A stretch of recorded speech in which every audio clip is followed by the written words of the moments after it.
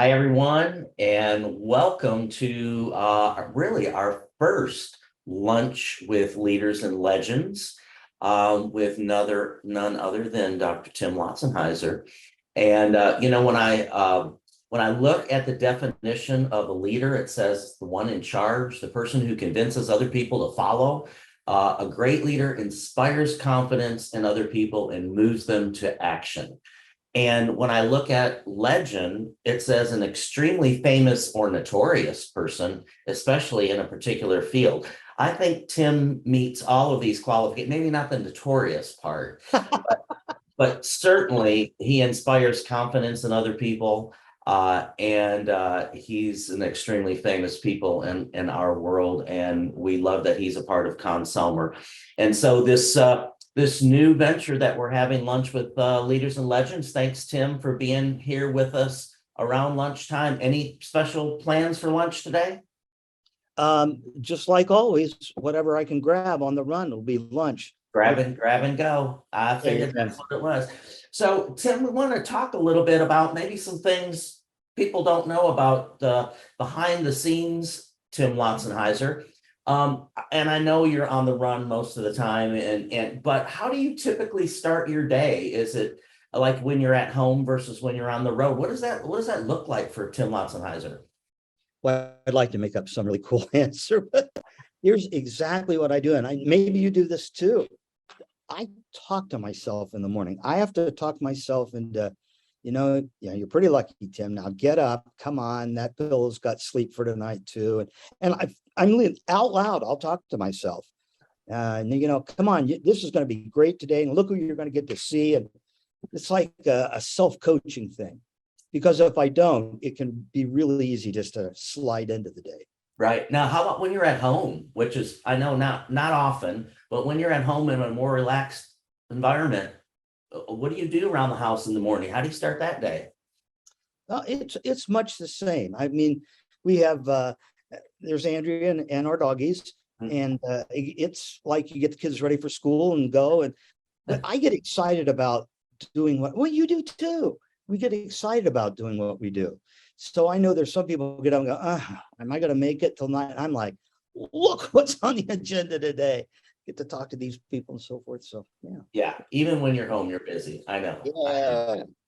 So tell us about your background, where you went to school and where you taught. I think some people might be surprised to hear some of this. My wife and we went to first grade together. I think a lot of people know that. And Andrea is she's the 10 on the 5 scale of life. She's she's a genius. She's the reason that there's even food on our table, to be real honest. I can't say enough nice things about her. But we grew up in a small farm town in Indiana. We still live there. Our parents went to school together. It's just about as in close as you can get. And then she went to Indiana University. I went to Ball State because that's where you went to be a band director at that time. And then we got back together later on and said we'd never go back to Bluffton, but we lived 2 houses from my mom. Hometown. And how about your teaching career? Well, thank you for asking. I was very fortunate. I went out of college to a college job at Northern Michigan University, which is in the Upper Peninsula of Michigan, and it was a music ed school. So it was, Rick, it was a great faculty, older, and they kind of took me under their wing. Here's this first year goofy teacher, right? And I got to do the marching band and be associate director of bands, and I got to teach percussion, and we had a show group, and they all just kind of like, here, Tim, now here's the ropes, Now, didn't you do a choir group at some school? Yeah, that was the show group. They were called the Fantastics, and they were all band kids. Really? Oh, yeah, they all sang, and they all, Mangini and that crew were in it, and they all played instruments. So it was like a Vegas show. Went in USO tour. I was going to say, yeah, you went on tour with them, right? Wow. Yeah, we toured all the time. It's a great group. That is cool. And then you went, would you go to New Mexico from there? No, I went to Missouri from there. Okay. University of Missouri.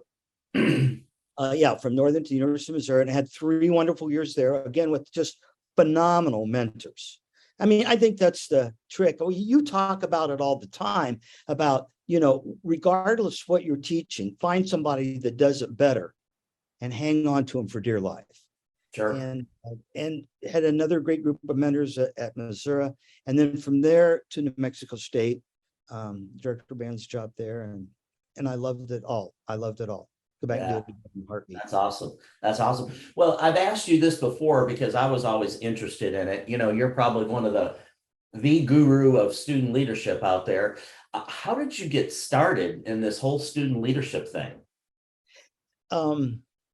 I think the only reason Rick I was a guru is because I was the only person doing it. So yeah, it's like we got first at the contest. How many were there? One. It's like that. Actually, it was a mistake in a sense that I was working for Larry McCormick, McCormick's Enterprises, which is the housing body for Bands of America. And they were doing leadership works or doing workshops for like flags and rifles and so forth. And there was an instance where everybody didn't get there in time, and we had like 300 kids. And Larry, who was brilliant, said, maybe can you talk to him for a couple hours about motivation and leadership and all the stuff that isn't actually skill stuff that they would do. And then directors came and said, would you come to my school and do that? I mean, nobody grows up wanting to talk to a bunch of kids for 3 hours. I remember saying to Mr. McCormick, I'll take the percussion and we'll see you later. He just raised that eyebrow and said, you want a job? I mean, and the kids are great. The kids are great because I think, well, I mean, come on, you're a band director. We didn't have any formal training in student leadership. Right. Didn't you do that? Like assign titles and Sure. Yeah. so forth. And they did what the kids did last year. Right. And boy, you get a good student. Well, this. You get a good student leadership team, man. They can upgrade the culture of excellence pretty quickly. Right. Take ownership of lots of good Well, stuff. you've done so much for so many in that area. I know a lot of appreciative folks out there for raising that bar so high. So being that we're talking leaders and legends, you're the executive vice president of the Division of Education at Conn-Selmer. And how would you describe your leadership style? I think they call it senior vice president. So Senior vice president. I don't step on anybody else's toes. I don't know. I think that's one of the reasons you and I are such good friends. I think we lead the same way. When you were principal and supervisor and all that sort of thing, fine art super, you kind of guided them and they'll let them go on their own. And if they trip and fall, you get them up and dust them off and back right. Right. I'm only hands-on if I see them start to maybe go off a cliff by a mistake or something like that. Because if they're good enough to work, in our case, in the Division of Education, okay, that's what I want you to do. And, if you have the experience and some young teachers is headed in a bad direction on a one-way street going the wrong way, you're going to get them off of it. But for the most part, this is yours. You be responsible. I think that's what leading is, making them successful at what they do. Right. Well, I can say from personal experience, you're very good at it. So, well, I know another thing near and dear to your heart that has just kind of come about here recently is SLAM. Tell us about SLAM. Servant Leadership Association for Music. And I'll tell you where it came from. Well, in fact, again, these are all conversations you and I've had.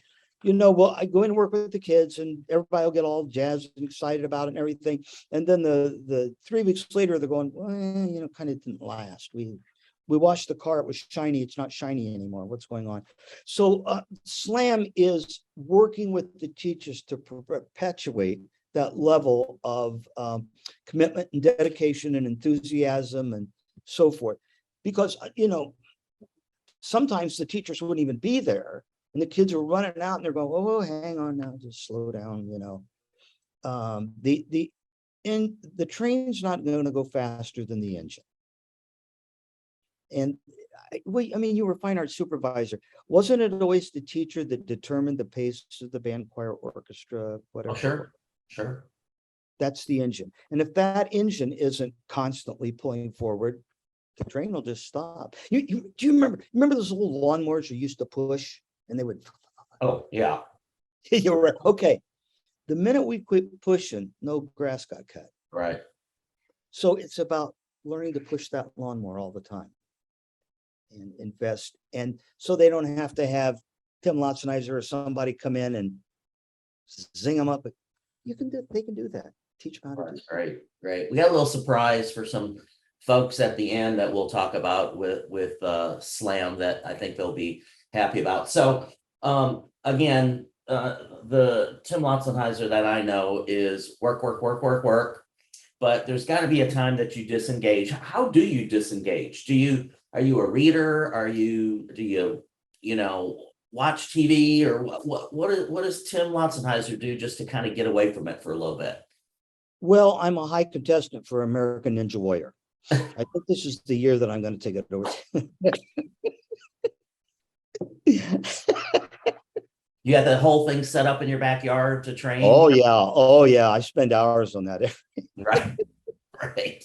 I admire those people. Do you ever watch those and go, I could do that? Oh, yeah. Not even close. I watch him go to the top of Mount Everest and I'm all jazzed about that. And I'm like, nah, unless it's got room service at base camp, I'm in trouble. That's right. That's right. I love to listen to music, obviously. And so I'm not even sure unwind is it. Well, again, we're alike. I like to do what I do. Mm-hmm. Or as one of my professors who is 84 now and still teaching, I asked him, I said, hey, Doc, how long are you going to do this? And Rick, he said, I worked hard to get to do this. I'm not going to quit. Yeah. And I went, oh my gosh, what passion. So I like to do it. Unwinding is, well, I'll call you every now and then just to talk. Right. My friends are my unwind. Yeah. And my friends, and here's Beth Horton behind the scenes here. I mean, Beth's a great friend. And times I'll call her for something I need, but the conversation is constantly, I don't know, making that friendship, feeding it. So I'm kind of a people person. What do you do when you're on airplanes? Are you checking emails and texts? Well, isn't that what you do? Yeah, no, yes. Well, your wife's close by. I like airplanes because you're anonymous. That's one thing. There's no expectations other than to sit in that seat. And you can get all the coffee and Diet Coke you want. Yeah. You know what I'm saying? And there's a plug now. Right. And phones can't get to you. Sure. So those international trips, you can get a lot of work done on those things. Yeah. I like it. You probably just go, take a flight to nowhere just so you can get some work done. Might be. Hey, so what's up next for you? What's going on? Well, we both know, and everybody that's watching this knows, particularly because I know we have a lot of administrators watching this. We're in a teacher shortage. Yes. A severe, and not just music and arts, but all the way around. And so I think we have a real opportunity here to, it's like when you watch Gold Rush and they got a new cut, there's gold out there. And to get to young people and let them know what a phenomenal profession this is. Are you going to drive a new Audi every year? Probably not. But I mean, don't you still have students, Rick, that contact you? And yes, Facebook has helped. Absolutely. Yeah. And what a bank account that is for your life. I struggle with the term teacher shortage because what I say in response to that is I don't think there's a teacher shortage. I don't think there's a shortage of people who want to be teachers. I guess what I'm trying to say. That's it. That's it. The problem is the system is broken to the point that people that want to be teachers don't want to be teachers. That's bullseye. You Yeah. split the arrow. You split the arrow. And that's why we screaming for teachers. Right. No, I would agree with you. Just say a little bit more about that, because I think that's going to be good for our listeners to hear. When you said the system is broken to them. Yeah, unfortunately, it's everything from the horrific school shootings where teachers are afraid to be in schools. The high stakes testing that just puts so much pressure on teachers now. In a lot of cases, the low pay, teachers can go and work their 40 hours and get doing something else and get paid a whole lot more. Just all the I always say, talking to music students or music directors, young music teachers don't quit because they can't or don't want to teach music.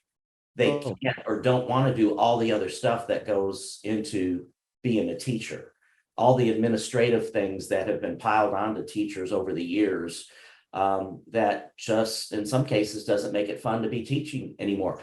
However, what I will say is our band directors that I know, our choir directors, our orchestra directors, man, they're still pounding the pavement, I know.